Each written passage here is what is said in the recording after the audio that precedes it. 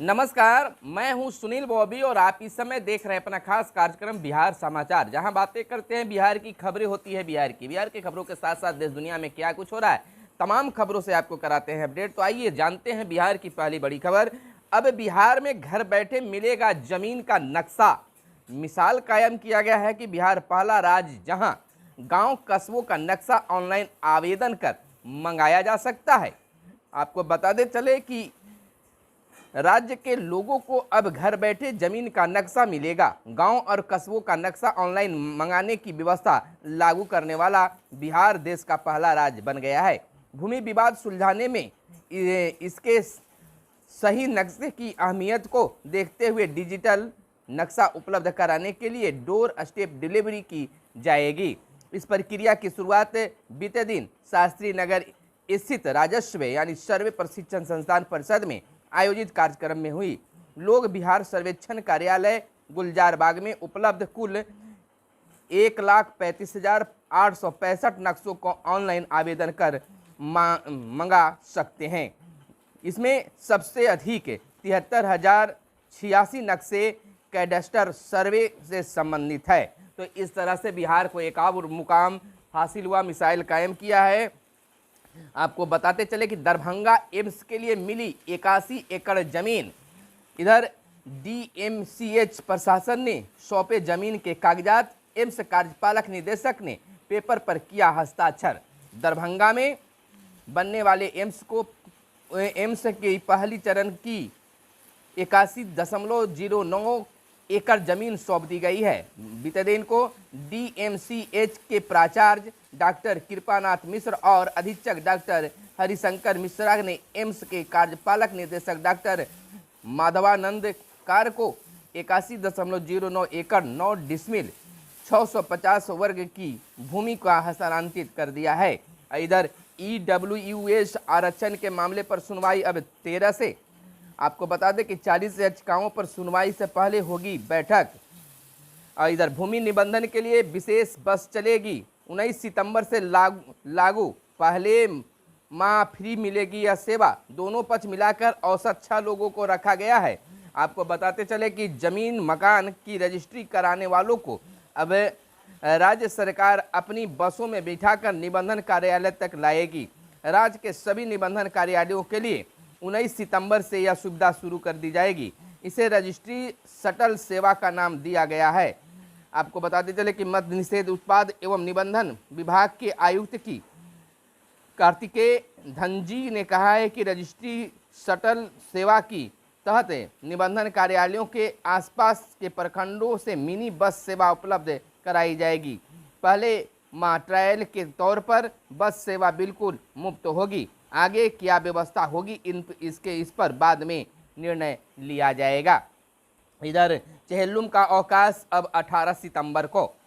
चेहल्लुम का अवकाश से 18 सितंबर को होगा। राज्य सरकार ने पहले 17 सितंबर को अवकाश घोषित कर रखा था, पर खानखा मुजीबिया और फुलवारी शरीफ द्वारा चांद दिखाई देने के अनुसार चेहल्लुम का पर्व 18 सितंबर को मनाए जाने की सूचना दी गई है। सामान्य प्रशासन विभाग ने इसकी अधिसूचना मंगलवार को जारी कर दी है। इधर आपको बताते चले कि गया में श्रद्धालुओं के लिए पहली बार बन रही है 3 टेंट सिटी। पितृ पक्ष मेला को लेकर नगर बस सेवा से लेकर ई रिक्शा तक की व्यवस्था। गया जंक्शन पर में आई हेल्प यू काउंटर खुला। सुरक्षा के भी रहेंगे चाक चौबंद इंतजाम। मेले में 325 अफसर व 1,505 जवान होंगे तैनात। 30 जिलों से भेजे जा रहे हैं अफसर व जवान। 10 को फल्गु से शुरू और 25 सितंबर तक को अदालत में संपन्न होगा पिंडदान। आपको बताते चले कि 65,000 श्रद्धालुओं को ठहरने की व्यवस्था एक दिन में की गई। 50 ई रिक्शा की व्यवस्था दिव्यांग व वृद्ध श्रद्धालुओं के लिए होगा। 9 सितंबर से 17 सितंबर तक चलेगा कल्पवास मेला। पर्यटन निगम सिर्फ 16 से लिया पिंडदान पैकेज। उदासीनता की नतीजा यह है। आपको बताते चले कि पितृपक्ष मेला में पहली बार टेंट सिटी की व्यवस्था की गई है। गया के गांधी मैदान में 2 और घुघाड़ी घाट बाईपास स्थित पॉलिटेक्निक में कॉलेज में एक टेंट सिटी बनाई गई है। प्रत्येक में 5 5-5 लोगों को ठहरने की व्यवस्था होगी। तीर्थयात्री यहां ठहरने के लिए संवाद सदन समिति कार्यालय गया और जिला पर्यटन शाखा गया से संपर्क कर सकते हैं।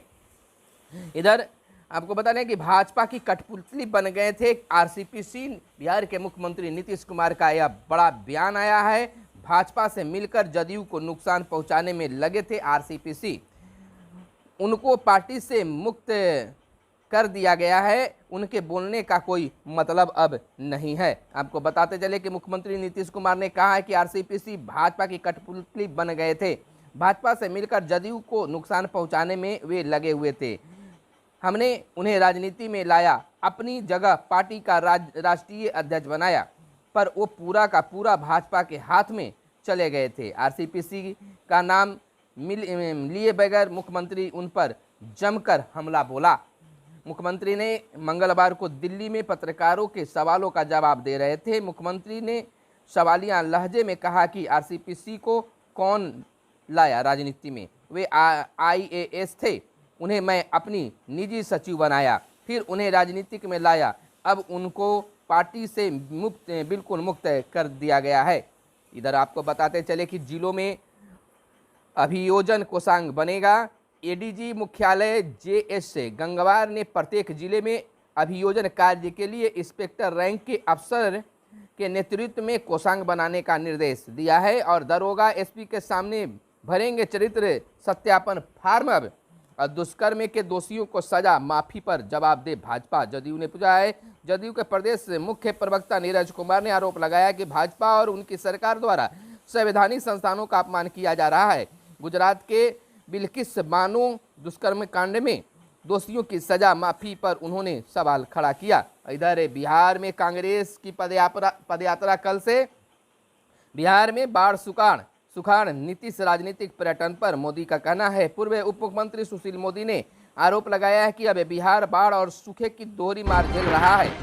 तब मुख्यमंत्री नीतीश कुमार केवल सुर्खियों में रहने के लिए दिल्ली की राजनीतिक पर्यटन पर हैं। इधर यूका के सांगठनिक चुनाव की तिथि जारी और नीतीश को जनादेश बिहार के विकास के लिए मिला। आरसीपी का बयान आया है। उन्होंने कहा है कि बिहार के विकास के लिए नीतीश कुमार को जनादेश मिला था, लेकिन वैसा नहीं हो रहा है। पूर्व केंद्रीय मंत्री आरसीपी ने कहा है कि मुख्यमंत्री नीतीश कुमार को वर्ष 2020 में जनादेश बिहार को विकसित करने के लिए मिला है, पर वे दिल्ली घूम रहे हैं।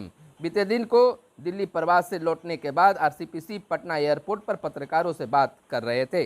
इधर मधुबनी पेंटिंग को मिला एक और राष्ट्रीय पुरस्कार। इकलौते चयन से बिहार को मिली मायूसी और विधानसभा सचिवालय में अनुकंपा बहाली का नया नियम लागू।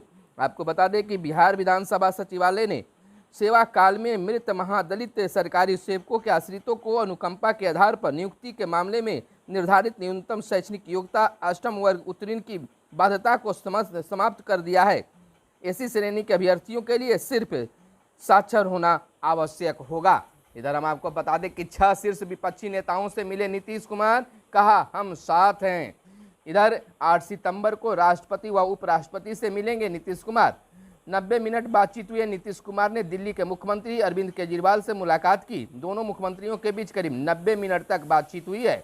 इधर सब धर्मनिरपेक्ष एक दल एक साथ आए, येचुरी का कहना है। नीतीश से मुलाकात के बाद सीताराम येचुरी ने कहा है कि विपक्ष की एकजुटता करना होगा। देश के लिए जरूरी है कि सब धर्मनिरपेक्ष दल एक साथ आए। नीतीश आए, स्वागत की बात है। वह पहले भी आए थे। मकसद है सब जनवादी पार्टी एक साथ आप आए। उन्होंने कहा कि संविधान के चरित्र को बचाना है। इधर ऑपरेशन भाजपा पर बात केजरीवाल ने की। आपको दिल्ली के CM अरविंद केजरीवाल ने ट्वीट किया है कि मेरे घर पर पधारने के लिए नीतीश कुमार जी को बहुत बहुत शुक्रिया। मुलाकात के दौरान देश से संबंधित कई गंभीर विषयों पर नीतीश कुमार ने चर्चा हुई।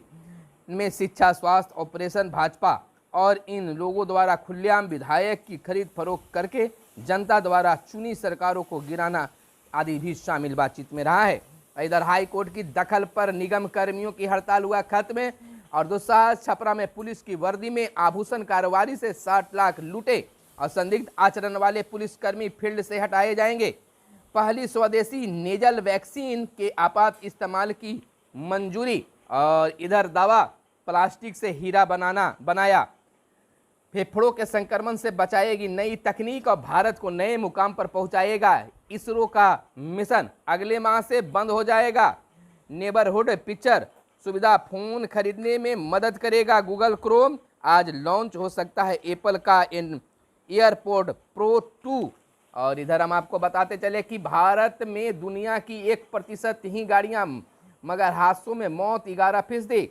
और ट्रस्ट ने संभाली ब्रिटेन की कमान। और अंदरूनी रक्तस्राव से हुई साइरस मिस्त्री की मौत। शराब नीति के मामले में 6 राज्यों के 40 जगहों में पर छापेमारी।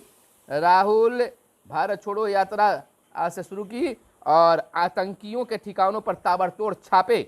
और खबरों में बस इतना ही आज रहेगा। लगातार बढ़ रही है भारत की मुफ्त व्यापार समझौता की लिस्ट। मोदी और इधर बात कर लेते हैं कि फाइनल का टिकट काटने उतरेगी पाकिस्तान की टीम। और हार्दिक सर्वश्रेष्ठ 2020 ऑलराउंडर रिकी पोंटिंग। तो खबरों में आज बस इतना ही, फिर मिलते हैं अगले वीडियो में। तब तक के लिए दीजिए इजाजत। कैमरे के पीछे है मिस्टर साहिल। धन्यवाद। जय हिंद, जय भारत, वंदे मातरम।